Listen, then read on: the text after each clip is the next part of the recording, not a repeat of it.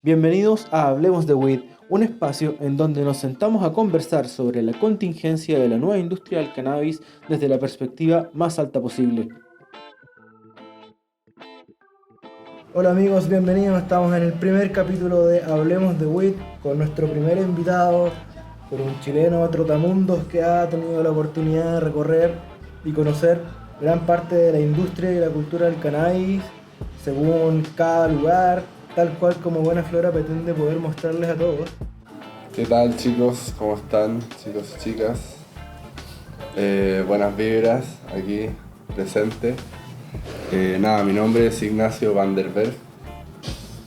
Un apellido un poco complicado, pero bueno. Soy más chileno que los porotos, por si acaso. Y nada, un placer aquí estar compartiendo. Estamos en Barcelona, estamos compartiendo un Gorilla Glue y mientras hablábamos y conversábamos un poco acerca de la historia de Ignacio, fueron surgiendo varios intereses sobre lo que había vivido. Estaba bastante interesante las cosas que le ha tocado pasar. Entonces vamos a hablar con él un poco para que nos cuente cómo es el proceso de entrar y conocer la industria del cannabis a gran escala y fuera de Chile. Así que Ignacio, si nos puedes contar o acercarnos un poco a cómo se inicia este viaje alrededor del mundo y cómo es tu primer acercamiento y entrada a la industria. Bueno, mi primer acercamiento hacia aquella bella planta llamada marihuana fue por ahí por los 16 años, pero bueno, dijéramos que más dentro de lo que es la industria, claro, fue ya un poquitito más grande en un viaje que hice por Sudamérica y en donde me encontré con una gran amiga hasta el día de hoy, Brittany, una gringa loca de Luisiana que nos invitó a ser parte de esto.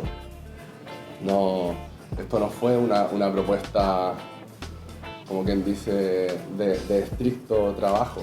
Fue una invitación a participar de algo, y a participar de algo que de cierto punto también, y en esto la cito un poco a ella, va a ser y va a quedar en la historia, ¿cachai?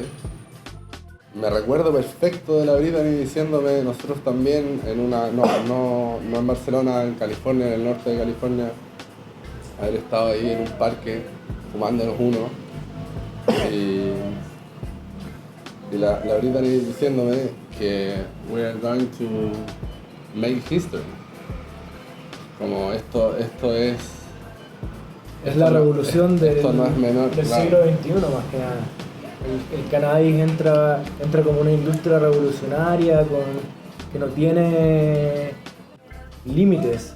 ¿Sí? Como que está todo por crear, está todo por hacer, es todo nuevo, hay una libertad creativa que te permite la industria para poder jugar de la mejor forma, y también va como respondiendo, es como la primera industria que nace dentro de esta nueva generación que exige cosas distintas a las industrias, vale la redundancia. O sea, desde los millennials en adelante no es la misma forma en que se comunica una empresa, ni un club, ni una corporación, ni lo que sea, que un Walmart.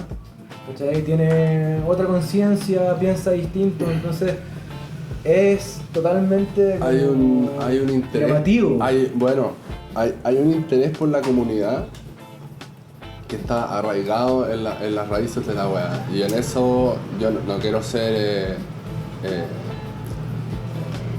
o sea, no quiero pasarme porque no es así. El origen del cannabis no está en California, pero sí ahí se vivió una revolución grande, y sí eso afecta en la actualidad.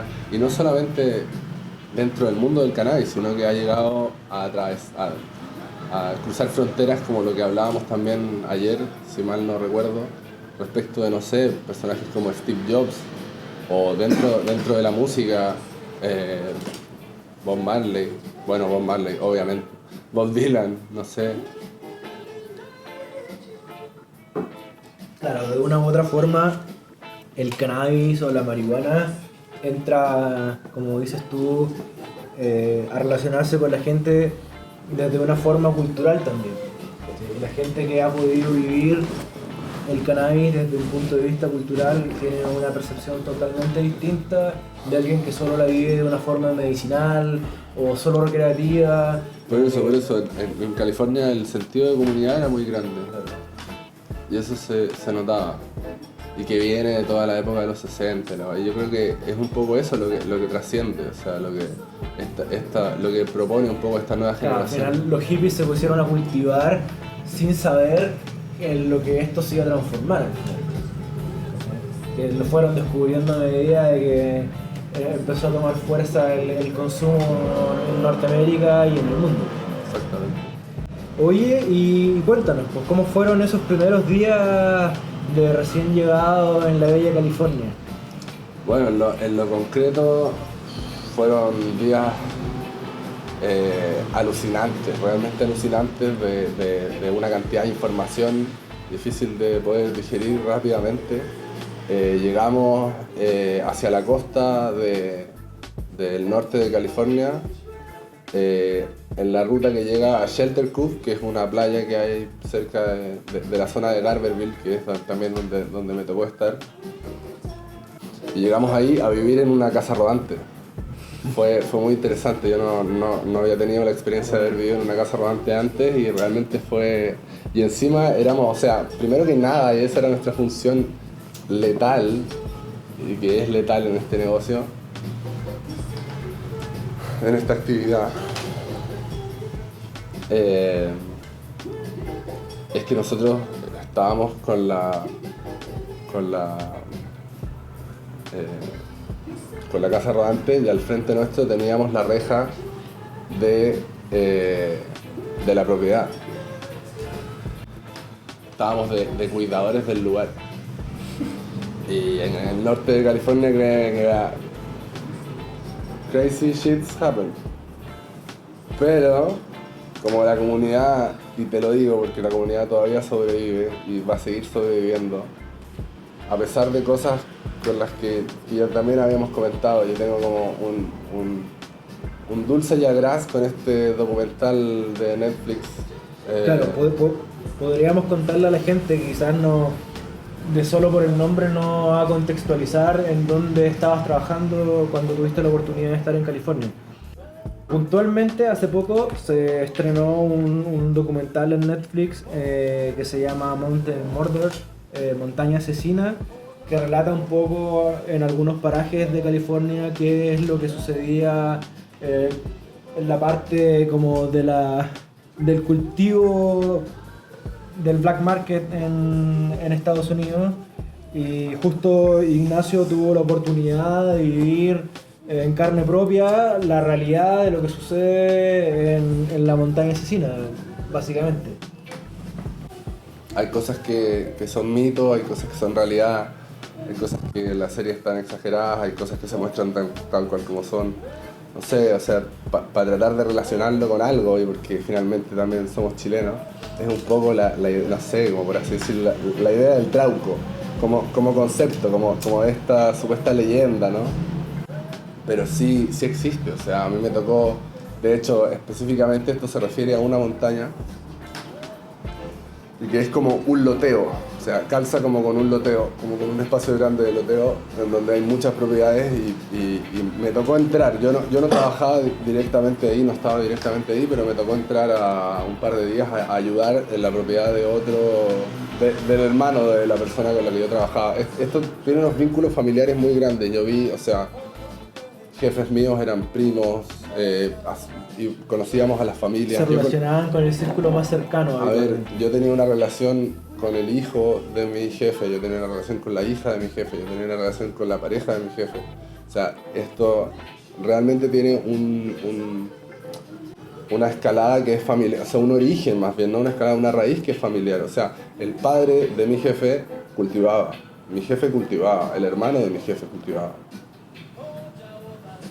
esto es de familias que allá en América incluso tienen lazos con aborigen. O sea, hay una pequeña raíz aborigen en California. Y la mayoría de estas familias, que son las más antiguas de ahí, llevan estos apellidos y tienen un cierto respeto. Estamos hablando de pueblos, o sea, está muy alejado de las urbes. Este es el countryside al máximo, pero con todo esto que finalmente termina siendo el epicentro del cultivo norteamericano. Luego se dio en Colorado, luego se dio en Oregon, pero el origen es el norte de California. De Emerald Triangle, que le llaman. Claro. El Triángulo de Emerald es conocido por ser uno de los, o el mejor lugar con el mejor clima para cultivar cannabis en el mundo. Bueno, hay un concierto, hay un festival, por así decirlo. Sí, más bien es un festival, se llama Reggae on the River y que lleva muchísimos años. No estoy seguro si partió en los 60, te mentiría, pero es un clásico y todos los años en que esto se ha dado en California, que te digo que se da desde hace más de 20 o 30,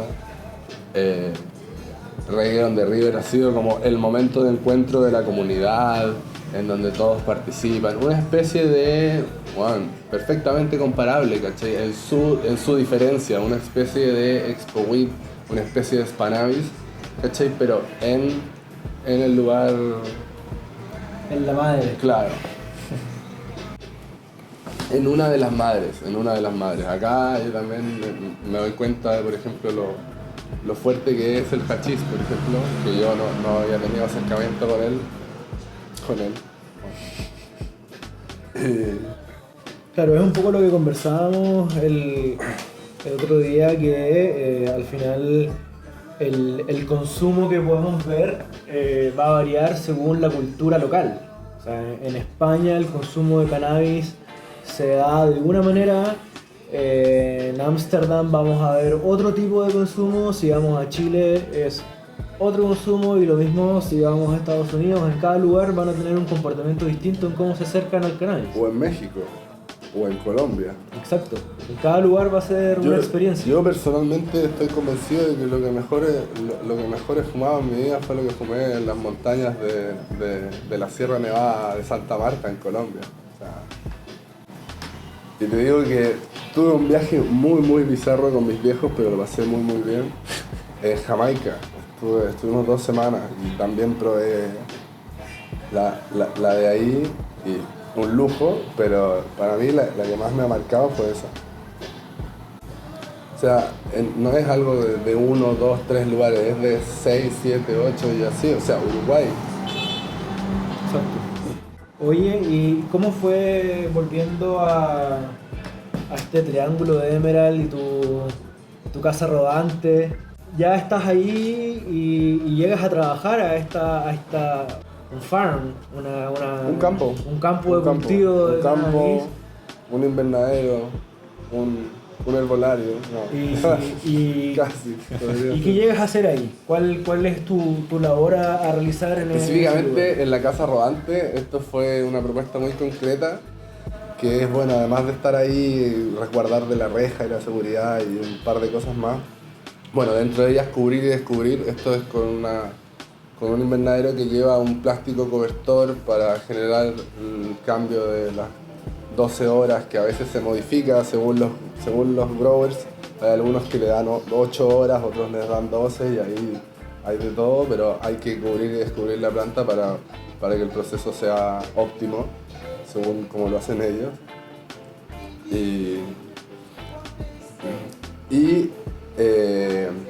Leafing.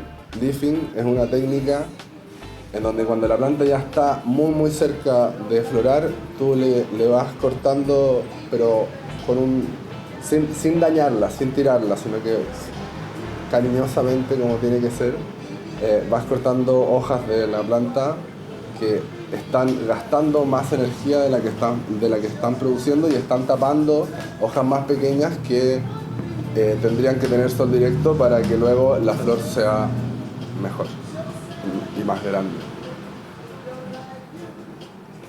Luego de eso, que fueron 10 días,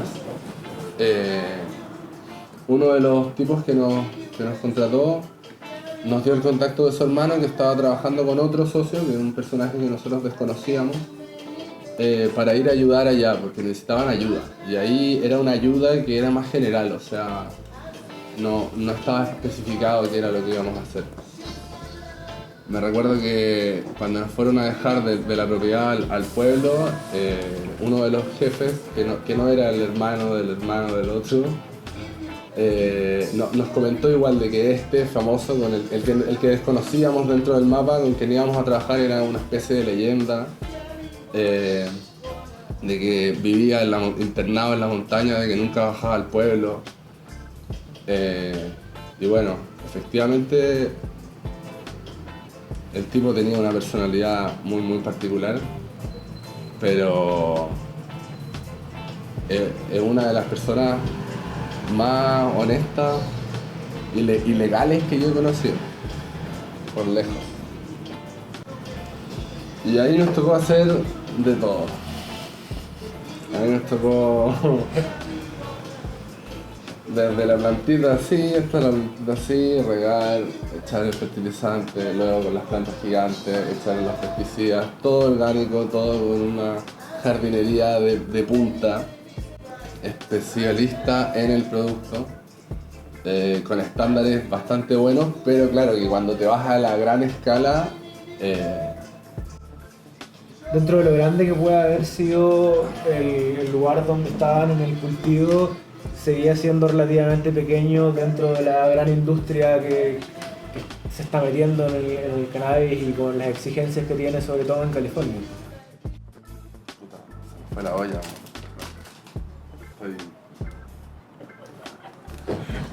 Bueno, amigo, está haciendo efecto el Gorilla Glue en estos momentos. Mientras nuestros invitados se hidratan, van al baño y beberán otro joint, les recuerdo que este y mucho más contenido se encuentra disponible en buenaflora.com. Solo buenas vibras. Ya, ahora sí, vamos, retomando. Vamos. ¿Qué pasa? Estamos volviendo a esta pequeña tanda comerciales para retomar fuerzas y energías y preparar otro joint. Ahora vamos a probar un pequeño bareto de Tutankamón, donde nos dispensamos ayer en el club Greengrass.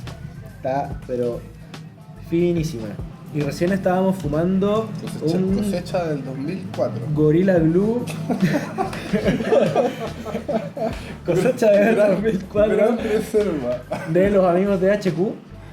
Gorilla Glue HQ. Perfecto. Sí, Exquisito. Bueno, nos habíamos quedado conversando un poco acerca de que California nos da un poco las pistas de cómo ha sido el proceso de normalización, descriminalización y legalización de la industria, y podemos ver cómo desde un inicio hasta el día de hoy ha ido cambiando esto en muchos factores, tanto como para los usuarios como para la gente que participa de la industria de esto como un negocio. Y si bien los usuarios se ven totalmente beneficiados, la industria no al 100% se ha visto beneficiada con estos cambios. Y sobre todo los que más se han visto afectados han sido los growers, los cultivadores a una escala más pequeña, los cultivadores, como nos contaba Ignacio, como de tradición familiar. Entonces, si nos podrías contar un poco de tu experiencia, de cómo viste a esta industria dentro de estas nuevas reglas de juego. Como te decía, es bastante triste la situación, aun cuando tampoco, o sea, esto se va a superar porque la comunidad va a salir adelante, pero antiguamente, antes de la legalización recreativa, se hizo hubo otro tipo de maneras de tratar esto, digo, desde el gobierno norteamericano.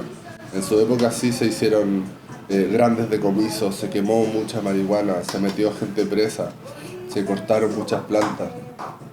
Y eso finalmente lo que hizo fue que generó una escasez ante la gran demanda que había y obviamente el precio se fue a las nubes. Llegó a estar en $5.200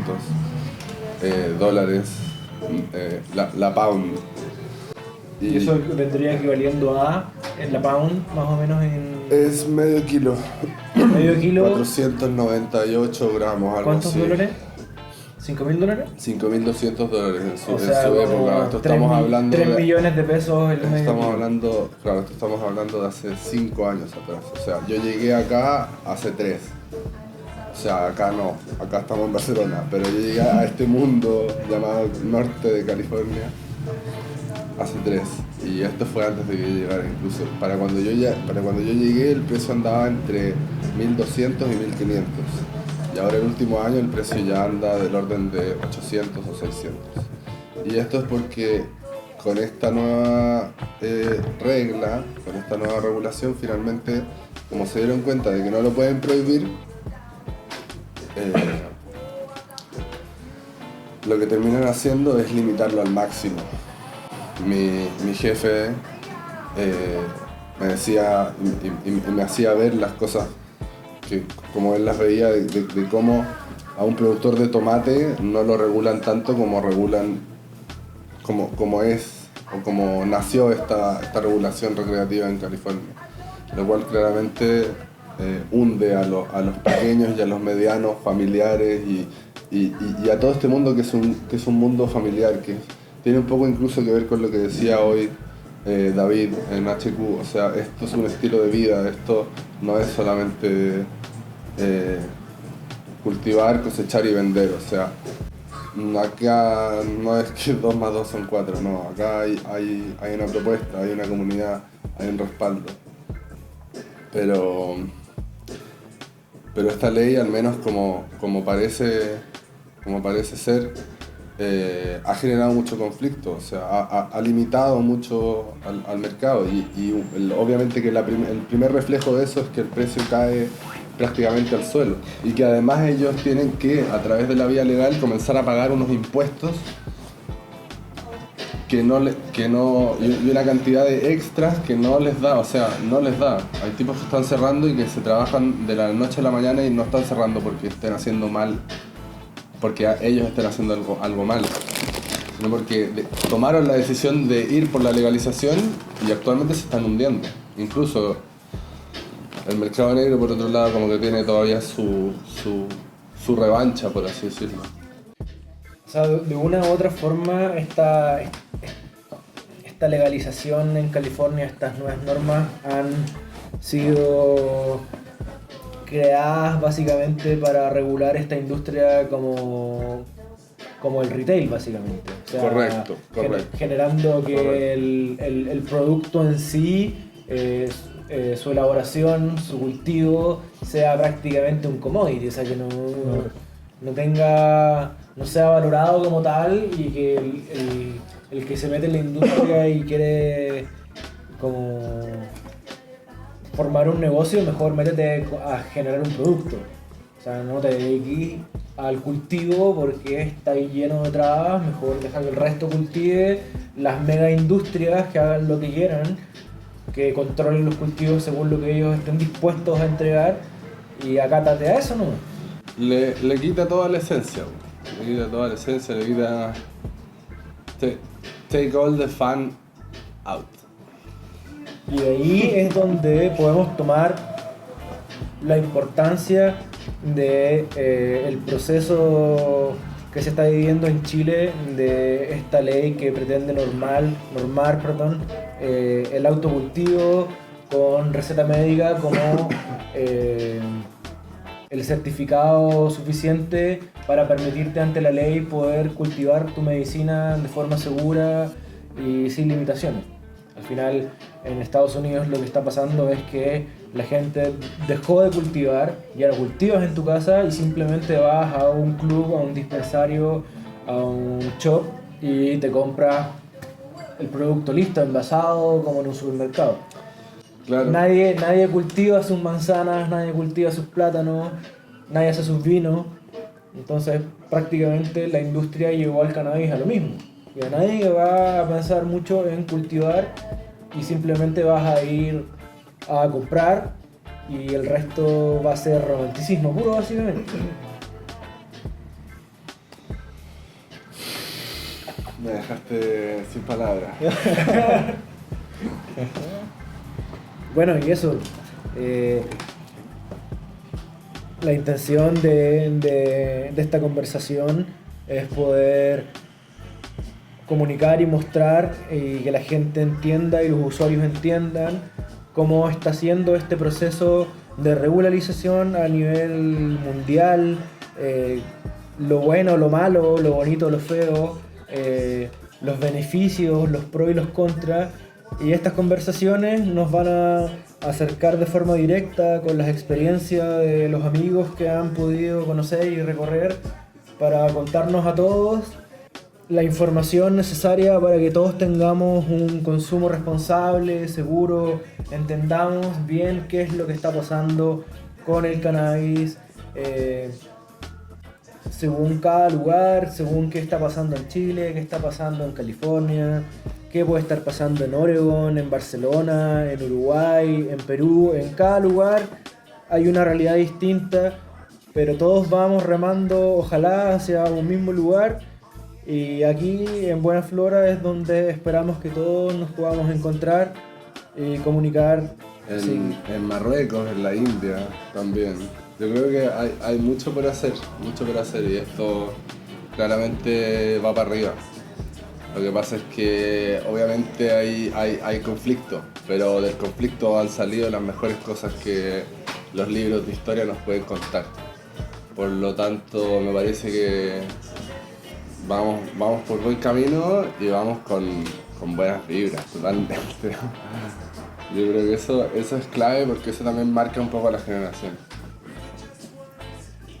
Y eso pues amigos, gracias por escucharnos. Esto ha sido el primer capítulo de Hablemos de Weed, directamente desde Barcelona, desde sus amigos de Buena Flora. Se despide el Nacho, estamos hablando. Paz. Bye, bless. Chao, chao.